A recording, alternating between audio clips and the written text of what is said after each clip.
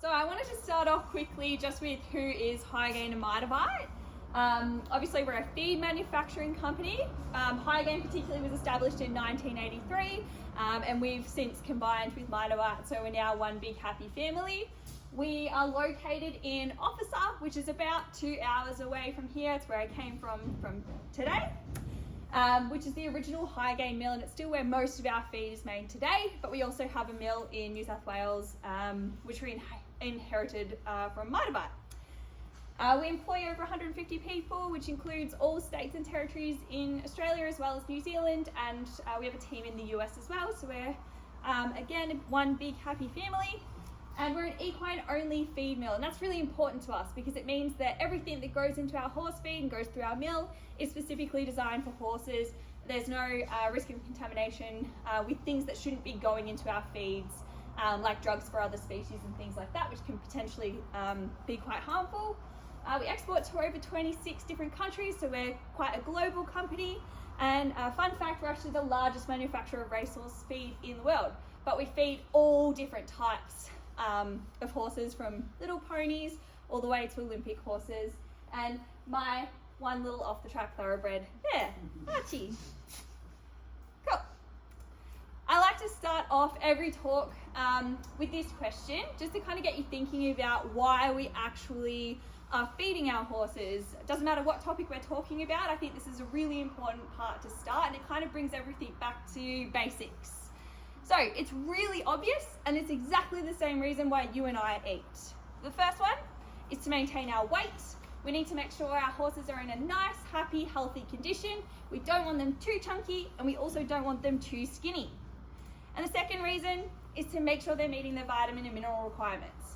So at the end of the day, that's realistically all we're trying to achieve. And when we have particularly special cases like with laminitis, that's when we might need to tweak exactly what we're feeding them. But really, we want to make sure we're achieving optimal weight and all of our nutrients for our horse. We also want to make sure that we are looking after their overall health and well-being. So we have a requirement to feed that horse. That's a requirement of their life, so we need to make sure that we are providing it to them. So every time you pop anything in your horse's bucket, I want you to think, am I ticking these two boxes? Is it maintaining my horse's weight? And am I meeting all of their vitamin and mineral requirements? Cool. I'm also going to quickly run you through the basics of the horse's digestive system, because I think it's really important to understand any sort of nutritional disease, like laminitis often is to have a really basic understanding of how your horse's digestive system actually works. So again, it's the same as you and I. It starts in the mouth.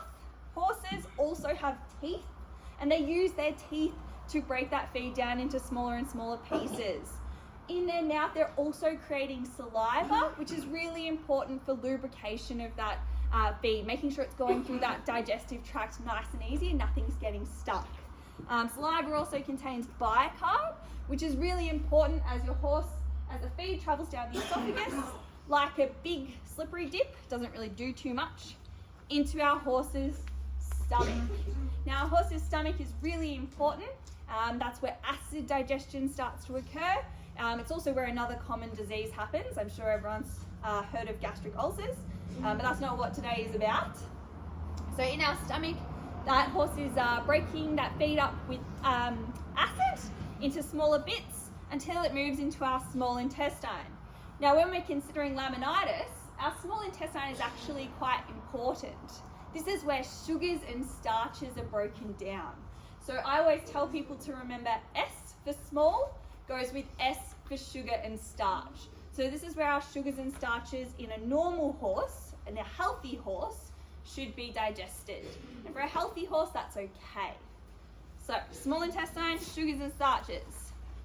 Then we enter our second portion of our horse's digestive system, which is the biggest portion of our digestive system, and also one of the most important parts.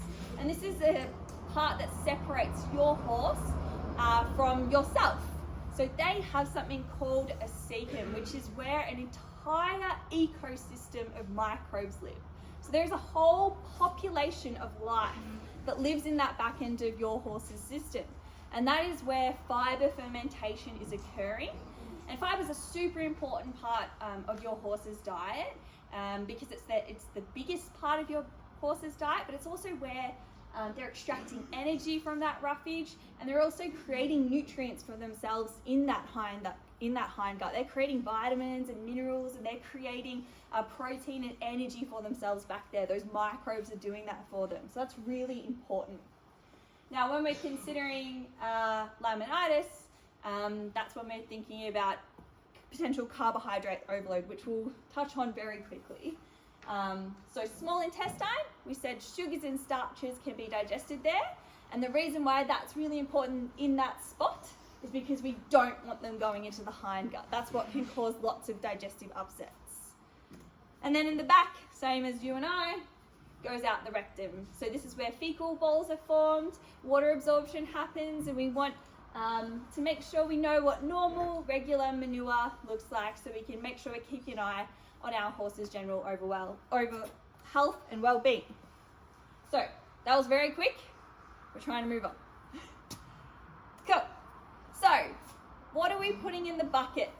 Now again, not necessarily laminitis specific, but you need to understand what we can feed a horse, so then we can actually understand what is the most appropriate for a laminitic horse versus any other type of horse potentially.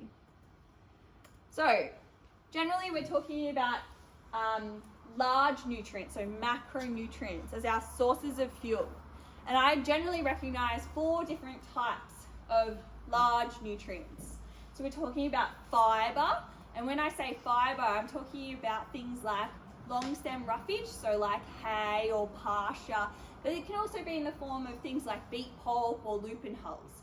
So fiber is normally low in sugar and starch, but it can definitely vary. It's also usually quite a cool option.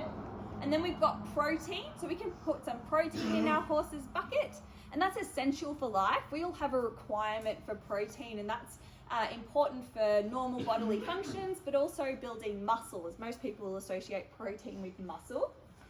We can also put some sugars and starches in our horse's diet. Now that's where we want to focus when we're thinking about laminitis, because as Luke touched on, it's like diabetes for horses. So most people have an understanding of what diabetes is in humans, and they'll know that diabetics can't have too many sugars and starches. It's exactly the same for a laminitic horse. In a healthy horse, we generally use sugars and starches as energy, power. So they're a tool we can use, but in this situation, we don't want it. We can also add a fat or an oil source into our horse's feed. Again, it's generally pretty good for condition. If you have a feed with a higher fat content, it's generally pretty good at putting weight on your horse. So every feed in this room will be made up of a various ratio of these 4 ingredients, okay? So it just depends on how high one might make it. If it's higher in protein, it might be good for a growing horse because they have a higher requirement to build tissues. If it's higher in fiber, it might be a good option for a laminitic horse. If it's higher in starch, it might be a good option for a racehorse that really needs that powerful energy. And if it's higher in fat, it might be good for conditioning a horse. So it's important that we can identify these 4 macronutrients. They'll be on the analysis of each of these bags, and we'll go through a couple of scenarios in the next few slides. So you can actually identify what would be appropriate for your horse and what wouldn't be appropriate. Now, this is also super boring, but you will also turn over bags, specifically the feed bags that are designed for the laminitic horse will generally disclose these 3 things, or at least a combination of one or the other. And for most people, they look at that and think, what is that? So I thought I'd give you a really quick overview. So NSC stands for non-structural carbohydrates. It's basically a catch-all term for all sugars, starches, fructans, everything, okay? Then what we do is we can wash them. So we can add water into the mix, and we will separate starch from our non-structural carbohydrates. Now, all of these are still carbohydrates. So at the end of the day, when you break them down, they will all turn into sugars, units of sugars, different types of sugars, but they will all still turn into different types, units of sugars. So we remove starch, which is the big long chain of glucose units, and we get left with what we call water soluble carbohydrates. Now this is a combination of fructan and simple sugars. Again, this doesn't necessarily mean too much. When you're turning over that back of the bag, really what you're looking for is the lowest number that you can get. So then we can move to ethanol soluble carbohydrates and we take out fructan. Fructan, again, is just another type of carbohydrate, another type of sugar. Often you will see this in grasses, pastures, are usually what contains a high level of fructan. Starch is common in cereal grains, so like barley, corn, wheat. And then we get left with our simple sugars. So we start with everything, we take out starch, and then we get left with water soluble, then we take out fructans, and then we get left with really simple sugars. So when we're talking about simple sugars, that's things like molasses or just sugar. Anyway, that's boring, but it's on the back of the bag. So if you ever wondered what they actually mean, that's that. Cool. Now, Luke touched on this, but I'm going to whiz through it really quickly. We generally recommend two, here's a horrible picture of a hoof falling apart, which sucks. We generally identify two different types of nutritional laminitis. The first one would be carbohydrate overload, okay? So remember, when we're talking about carbohydrates, we're really just talking about sugars. They're just larger forms of sugar. Now, like Luke said, again, this isn't the most common form of laminitis, but it's still nice to be aware of it. So what happens is your horse eats a really big meal of carbohydrates. It could be those fructans from grass, and it could also be those starches from cereal grains. So potentially this might happen when a horse breaks into the feed room and eats a whole bag of track talk. So we get overload, which pushes those sugars and starches that should be broken down in that small intestine. Remember, we said S, the small intestine, sugars and starches. It pushes them into that hindgut, where our big ecosystem of life is living and thriving and creating good things for our horse. And when we push those sugars and starches back there, we get rapid fermentation. Now, fermentation of sugars and starches causes lactic acid, gas, and heat, which actually causes death of those good microbes. So you might actually see diarrhea. You could just see general gassiness or uncomfortable horsey. But we can also get death of those good microbes that are living back there, which when their cell wall breaks down, it releases a toxin called LPS, or lipopolysaccharides, which again, like Luke touched on, can lead to something called sepsis, and then ... we don't really know what happens in between. A horse can then develop laminitis. So one way we can help to prevent laminitis from occurring within our horses is to make sure we're not overloading them with carbohydrates. But this isn't really the most common way that it happens. It can though. So the other one or you would most commonly see would be hormone related. So as Luke touched on, again, this is anything like EMS, insulin resistance, or obesity. So these guys, just like type 2 diabetics, they're exposed to lots of glucose in their blood regularly. And those cells start to become resistant to insulin. And when they become resistant, the body needs to produce more insulin to say, hey, listen to me, I need to take up those sugars from that blood. And then this causes something called hyperinsulinemia, which means lots of insulin in the blood. And then from that point, ... not really sure what happens in between, we get laminitis. So if you weren't already aware, laminitis is actually, we don't understand the pathophysiology of it perfectly. There is a gap in between in that knowledge. So hopefully one day we'll be able to fill that.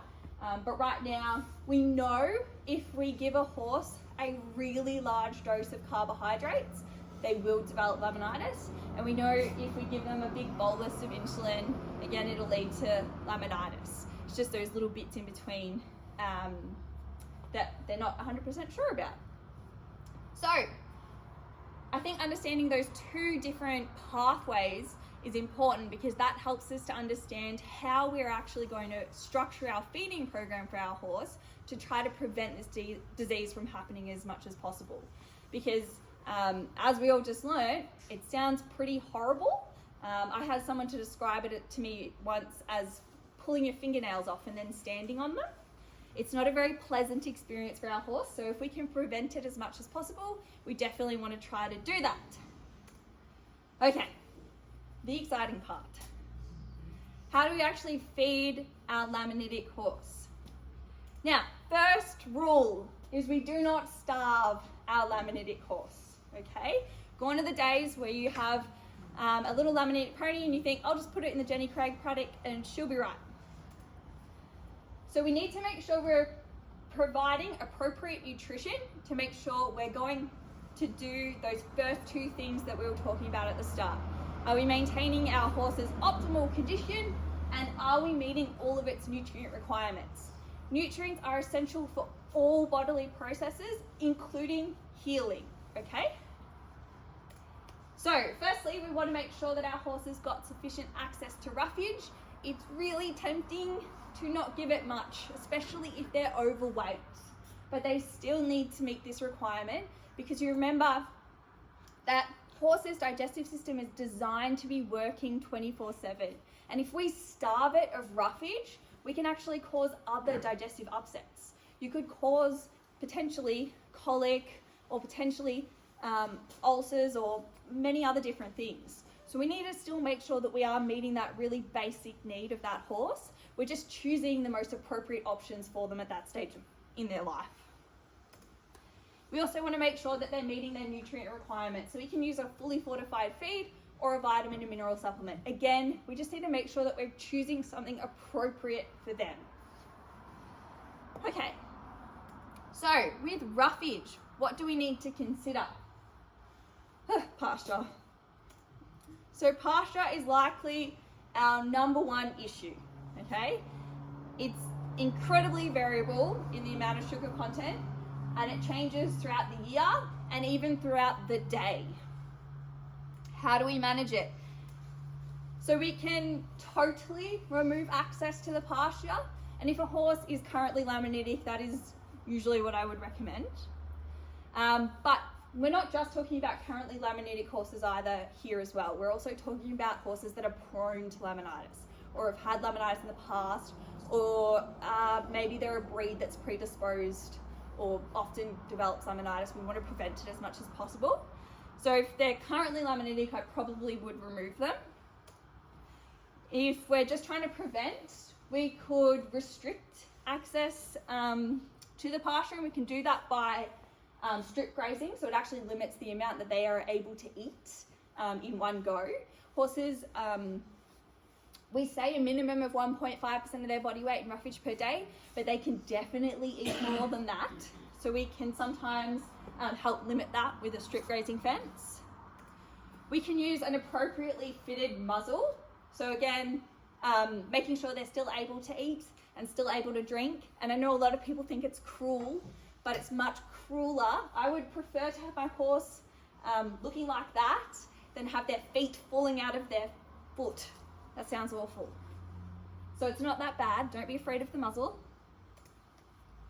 And then we can also restrict their access at certain times of the day, okay? So the actual time of day is important.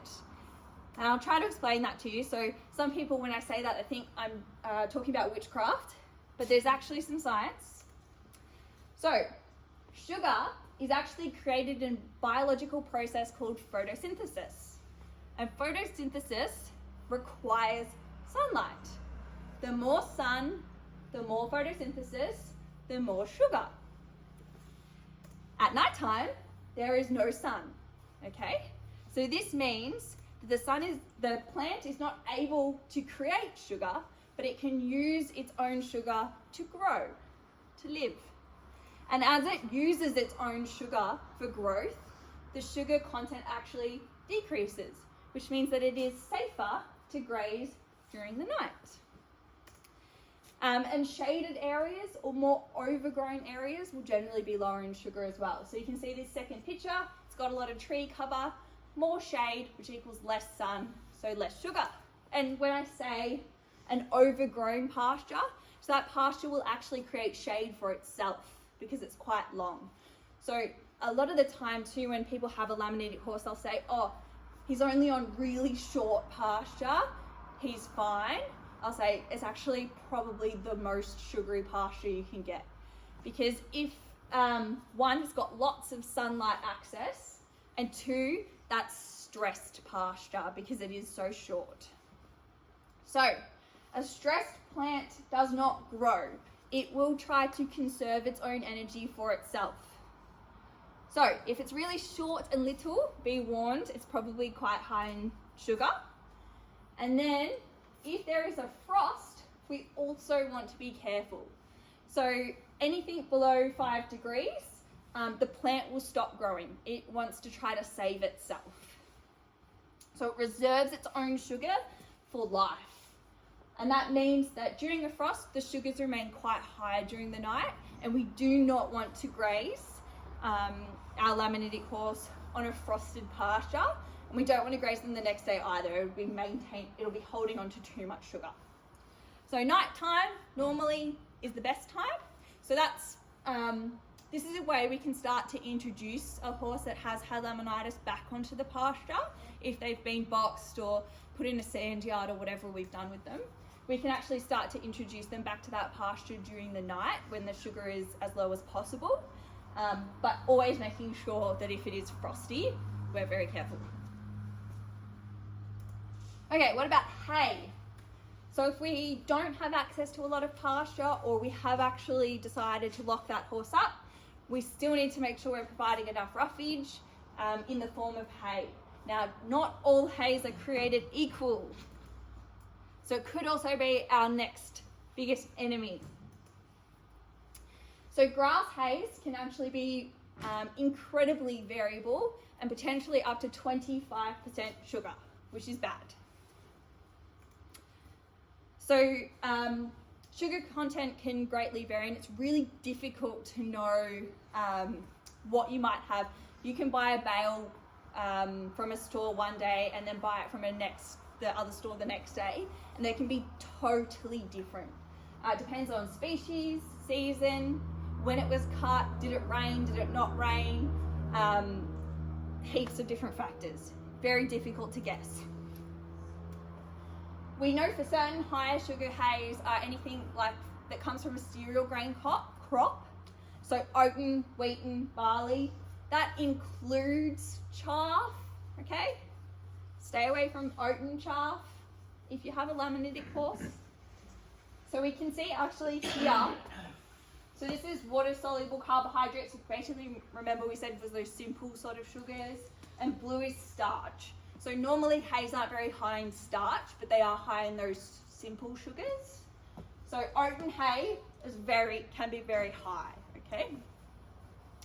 Lower sugar hays would be something like teff or Rhodes. Most commonly we see teff down here, but also lucerne as well. So lucerne is a legume-based hay, and anything that comes from a legume is generally high in protein and low in sugar. So lucerne is generally a suitable option, particularly to provide a quality source of protein. Grass hay, if that's all you can get your hands on, you can definitely use a grass hay, but we would recommend soaking it if that horse is currently laminitic or if they're really quite finicky. So we can soak it in lukewarm water, and that's literally, they're called water-soluble carbohydrates because they dissolve in water. So soaking it can actually remove 40 to 50% of those sugars. So it's definitely an option. It's a bit of a pain in the butt, but it's sometimes something that we have to do. Cool. Other strategies too with these guys, if you do have a chunky monkey that's got EMS and prone to laminitis, You know, you can use a slow feeder hay net to really try to slow them down, but it is still important that they are getting that roughage to make sure that digestive system is working. So yeah, I think a slow feeder hay net's a good idea. Slow them down. Cool. What about my hard feed? What do I need to think about? So obviously, the biggest one is sugars and starches. So cereal grains, really, is what we need to be careful of. So corn, barley, oats, wheat, bad for these horses, okay? Okay for a racehorse that needs power and energy, not so good for our diabetic horses, all right? Other options like soybean meal or lupins, so again, those are moving into that legume category, they're actually very low in sugars and starches. So those are suitable options. So what are we actually looking at on our bags? Now, probably can't really read much of that. But the first thing we need to look at when we turn our feed bag over, and if you do have a laminitic horse, this is really important for you guys. Most horse owners do not turn a bag over, okay? They just pick the one that someone told them to feed. But I definitely, for you guys, recommend, well, for any horse owner, I always recommend it, but for you guys in particular, it's important that you know what's in that feed. Don't just assume because it says cool or low or whatever, that it's actually going to be low in starch. Don't assume that. Those words are not regulated. Okay, ingredients. We want no cereal grains. So the first one is a snippet of 0. So it's got vegetable protein meals, legumes, legume hulls, rice bran oil, vitamin E, no cereal grains. Perfect. Second one is munga. It has lupins, fava beans, canola meal, soybean meal, sunflower seeds. No cereal grains. Next one is release. It has lupins, microbeans, maize, and barley. No go. All right? So I want you to make sure that you can turn your feed bag over and actually have a look, actually have a read. That information is there to help guide your choice. The next thing I would like you to be aware of is actually the nutrition composition. Now, you don't need to know how much manganese or copper or zinc or whatever is in that feed. It doesn't really make a huge difference to you. What really matters is fiber percentage and potentially protein percentage, okay? Because, like I said, remember those 4 main components, fiber, protein, fat, and starch, is what every single feed is made up of. It just depends on what sort of ratio they're in. So if you have a really high fiber feed, that tells you it has to be lower in sugar and starch because you can't fit everything in the bag. If you have a really high protein feed, again, generally it's going to be quite low in sugar and starch. For a horse with laminitis, pick a feed with a disclosed starch NSC content, okay? That's important for you guys.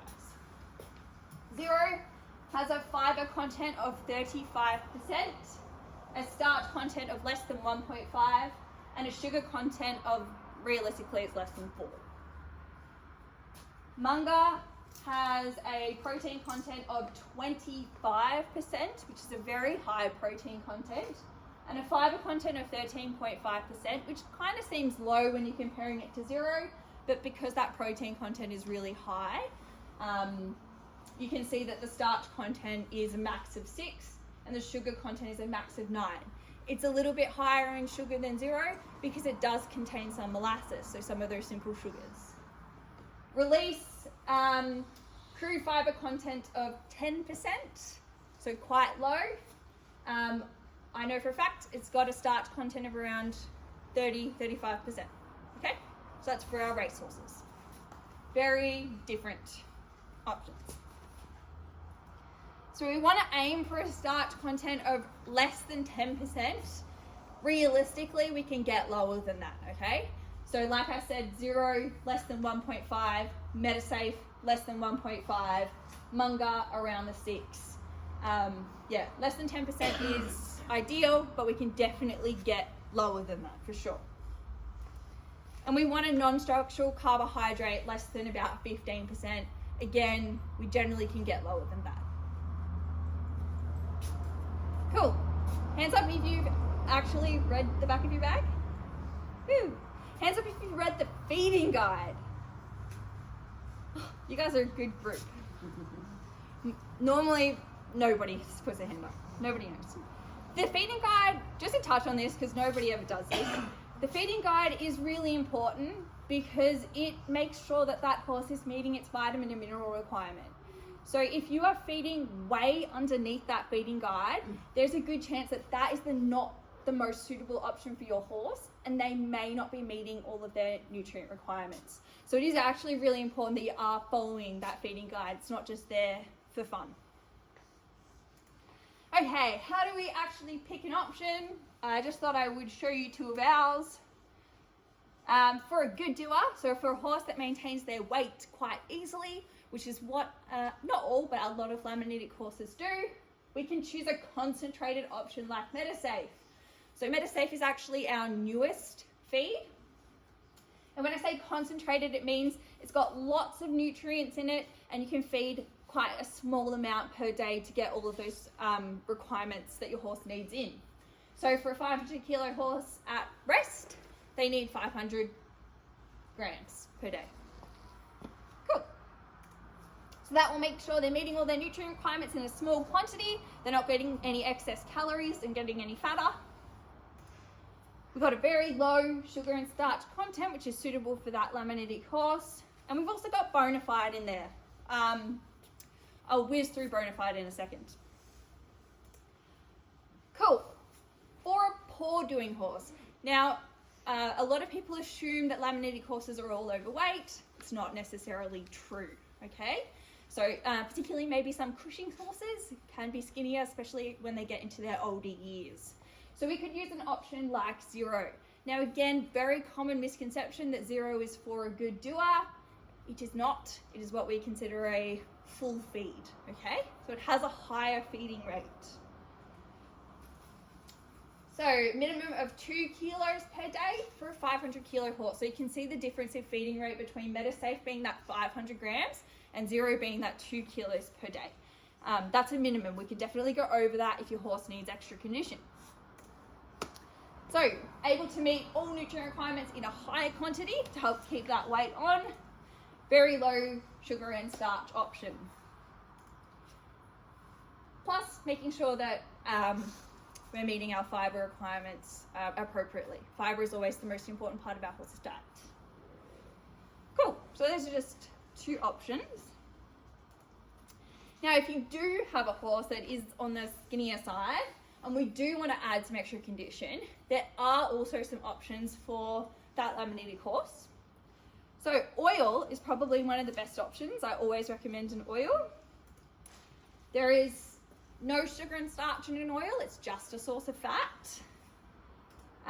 Usually we will use an oil for condition, but we can also use it for omega-3 fatty acid benefits as well, depending on what you're looking for. Our two options are RBO and Performer 3 oil, which look horrendous.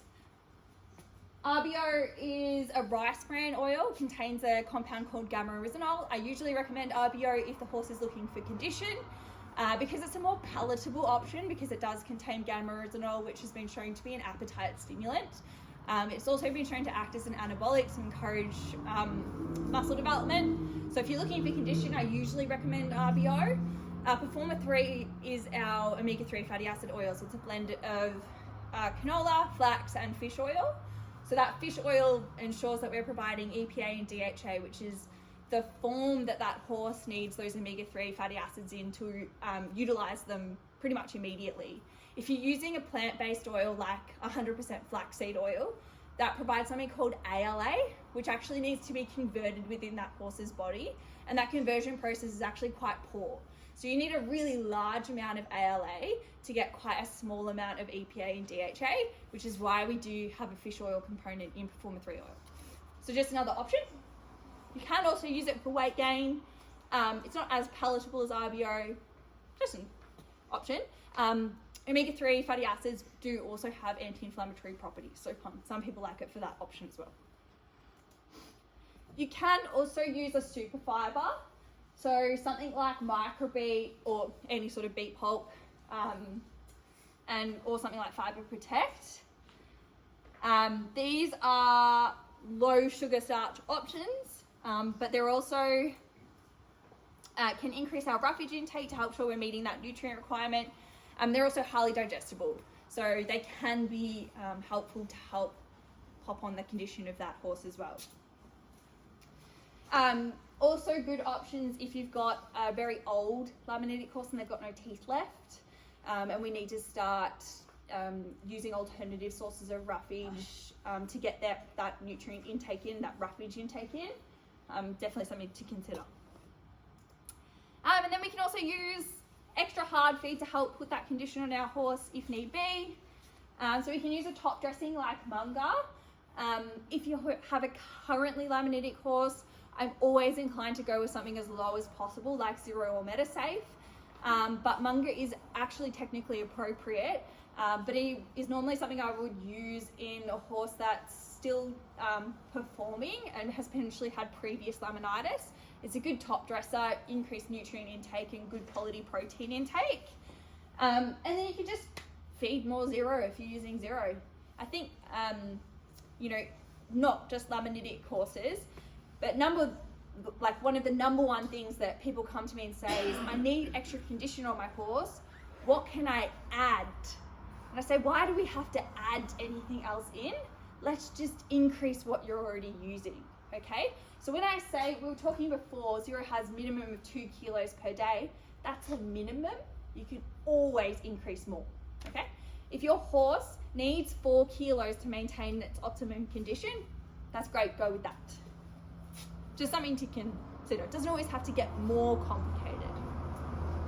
Just a question, is microbeat available? No. It hasn't been for quite a while. No, it is not. You probably should have taken the picture down. So is it going to be available? I cannot make any promises. I would really like to say in the next couple of months. Yeah, okay. Yep. But Speedy Beat is also appropriate. That kind of hurts to say. Well, that's what we've had to use for the last 4 months. 5 Yeah. months, so yeah. Yeah, it's really challenging. Anything we can get, we're using it in products that contain it. So like Zero or MetaSafe, for example, both or Zero contains microbeat in it. So we're just using it to keep those kinds of feeds alive. But it's just been really impossible to import. But I'm Just really... thought I'd ask if it was coming back. Hopefully soon. Cool, let's quickly talk about a few supplements and then we'll be done. Okay, first one I like to touch on, not just for the laminitic horse, but for any sort of horse, is a mycotoxin binder. Hands up if you've ever used one. Oh, yay, look at you go. Cool, so this is ours. There's many on the market, but this is ours. It's called Safeguard EQ. Mycotoxins are produced by fungus, if you didn't know. Fungus that live in the environment, could be on hay, could be on pasture, could be in the feed. Human food is actually screened for mycotoxins, but horse feed is not. And different horses can be more susceptible than others, and different mycotoxins grow in different types of environments. There's lots of different types of fungus. Now what Safeguard does is it just binds to them and allows them to leave through the digestive tract, holds their hand and says, don't touch my horsey, let's go. Basically making them inert, sort of. I think that if you've never tried Safeguard, you should give it a go. I like to try it or recommend it for any horse that's a bit weird. If you think, you were okay, now you're not okay, and I can't really work out what's wrong with you. There's nothing obviously wrong with you, but you're a bit weird. I always recommend trying Safeguard. But also for horses that are showing girthy behaviour, irritable behaviour, anxious behaviour, struggling to gain weight. Some people have said photosensitivity. They get lots of sunburn. People in Queensland recently have been swearing that it helps with Queensland itch. Can't guarantee that. Probably not your issue down in Victoria. But there's technically a whole list of things that mycotoxins can be involved in. There is some research that suggests that a mycotoxin binder can bind to LPS. I definitely cannot guarantee that that's going to happen, but it's interesting nonetheless. This one I think is quite interesting and potentially worthwhile to consider if you do have a laminitic horse, because again, one of the first things we'll do is we'll actually take them away from the pasture. So this is Bonafide. Has anyone used Bonafide? It's in the Gum nuts? gum nuts. Yeah. So it is in a few of the premium Mitavite range and a couple of the Hygain range as well. So Bonafide is most people think it's a calcium supplement. It is not. It doesn't contain any calcium. Bonafide is a vitamin K1 and K2 supplement. It does contain vitamin D as well. So what vitamin K1 and K2 does is it activates something called osteocalcin. And osteocalcin is required to actually form bone. So it binds protein and minerals together to actually create our bones and our horses' bones. Now horses will naturally get vitamin K1 and K2, or K1, from green growing pasture. And if you have a laminitic horse, that's probably not what you want, okay?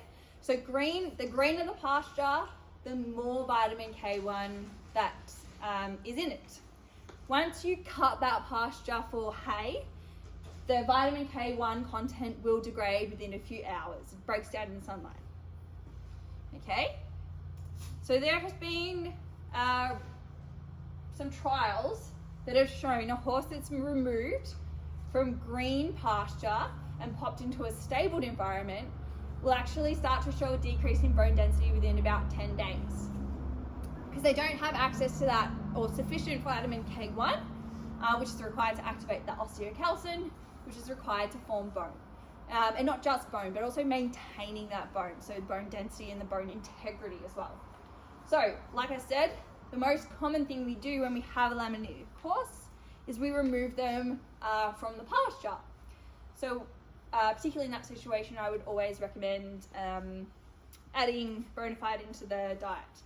There is, again, also some very preliminary research that links vitamin K with glucose metabolism. So, just interesting sort of tidbit. When we're talking about glucose metabolism, we're like talking about that diabetic horse again. MetaSafe, for example, our concentrated option does contain Bonafide. Munga contains Bonafide as well. Zero does not. Okay, last one. I just wanted to touch on this because this is my favorite supplement. This is Digest and Protect, which is our newest supplement. I like to describe it as a complete total digestive support. So I use the digestive system to explain the product because I like to display that it is actually targeting the entire tract. So it starts in the mouth. It's flavored with aniseed. So it's really that's in there to make it nice and tasty. But aniseed also traditionally has been used in humans that have had digestive upset. Then we enter our horse's stomach. And it contains red seaweed extract and slippery elm. So red seaweed extract, or lithothamnium, contains a really high level of calcium, and calcium that's got a honeycomb-like structure, which gives it a really large surface area. So it's a very effective acid buffer. So it helps to buffer that stomach acid, which helps to protect that stomach from potential damage. So we're talking about ulcers here, or potentially ulcers. And then slippery elm acts like a mucus, so it's called, they call it, has mucilage-like factors, which means it's able to actually coat and protect things that may potentially be upset or protect things from further damage. We move from our stomach into our horse's small intestine. We have added digestive enzymes.